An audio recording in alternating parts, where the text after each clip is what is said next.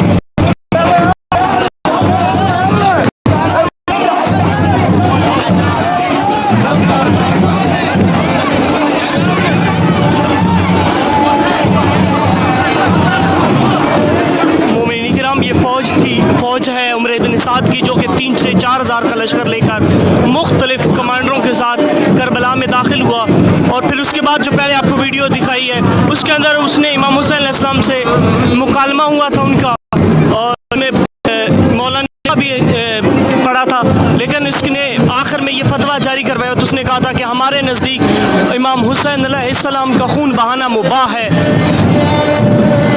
اور یہ اس کا لشکر تھا عمر بن سعد کا اور پیچھے اس کے جتنے بھی ہیں اس جنگ کے سپاہ سالار ہیں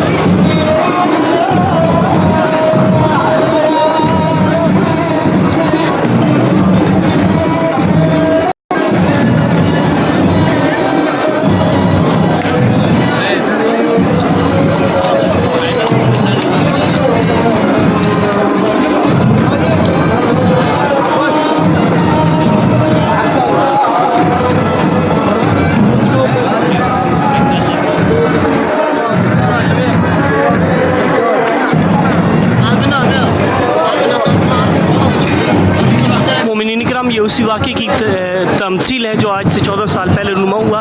قیس بن اشعث کندی, زید بن رقاد, عبداللہ بن حجاج ازدی, یہ بھی عمر بن سعد کے لشکر میں شامل تھے لوگ. یہ بھالیں, یہ تلواریں, یہ برچھیاں, اور ان کے پاس ایک اسلحے کی کثیر تعداد تھی. یہ اولاد عمر بن سعد میں سے ہیں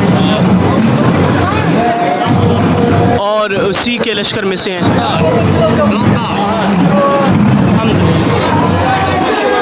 سالم بن خشید با جوفی,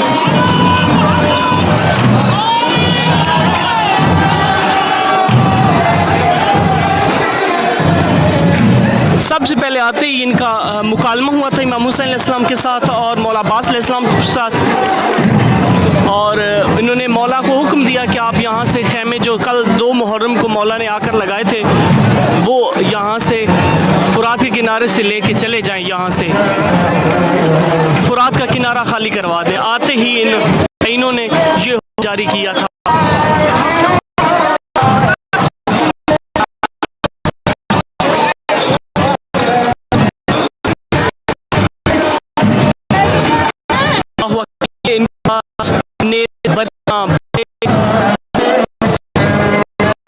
تعداد کے اندر میں نے پہلے بتایا ان کے پاس تعداد تھی جو کہ جنگی ہتھیار لے کے یہ آئے تھے, اور یہ 4 لشکر مل کر آئے تھے. اور بالخصوص عمر سعد کے پاس تقریباً 3000 خلفاء تھا. اس میں اس کے پاس سپہ سالار بھی تھے, کافی تھے. یہ پیچھے ساری فوج جو عمر بن سعد کی محرم کو کربلا داخل ہوئی.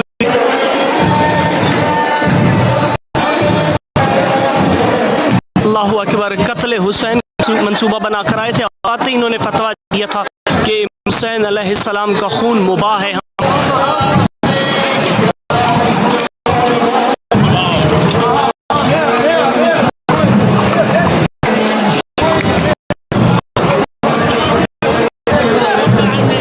بڑے جاتے ہوئے داخل ہوئے تھے کربلا کے اندر اور نگارے بجاتے داخل تھے.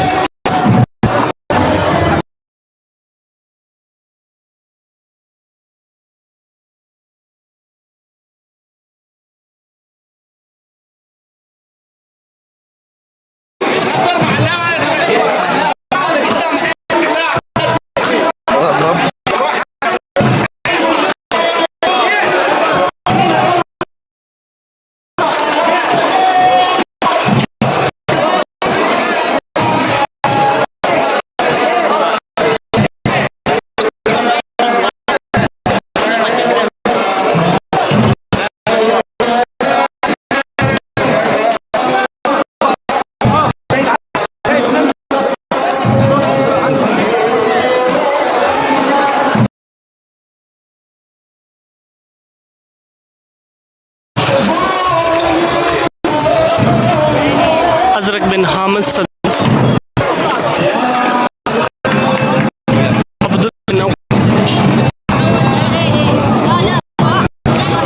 بشیر بن سود,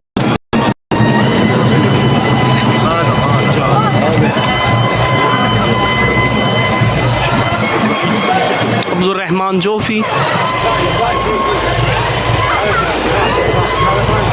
جمال ابو صفور,